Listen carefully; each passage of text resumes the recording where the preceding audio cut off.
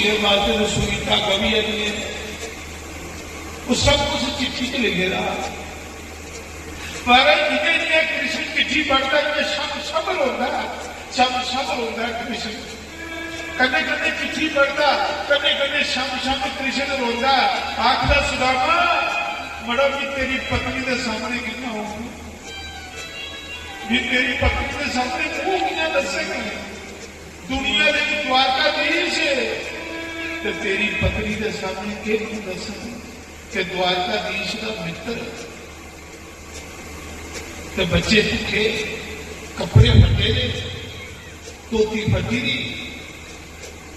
क्या करा सुदामा तू बड़ा जल्दी की नहीं आया, पहले की नहीं आया, पहले की नहीं तू नहीं सुनाया कि मेरी ये हालत है। सुदामा ने अजय भी नहीं सुनाया, अजय भी नहीं सुदामा ने सुनाया कि मैं गरीब हूं। कॉलेज जाया ये स्वाद भी कदे त्राता जोग के पिल्ली के प्यारे जाया, ये स्वाद कदे कदे आउंदा है, रोज नहीं। दुआ पक्का मार के तू आने आखने बात सुदामा जेड़ा स्वाद तेरे चौले चू आया, ये लिया स्वाद कदे बिग राणी के साग दे विच आया।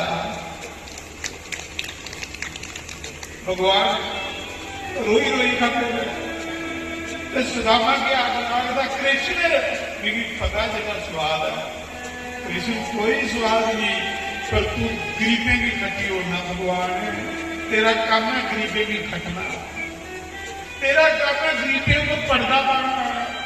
प्रभु के स्वाद होगा जिले भगवान ने दो फक्के मारे, जिले तीसरा फक्का कट्ठा करिए भगवान मार लगे ना तो रुक्मणी ने बाह फट दी। रुक्मणी लक्ष्मी ही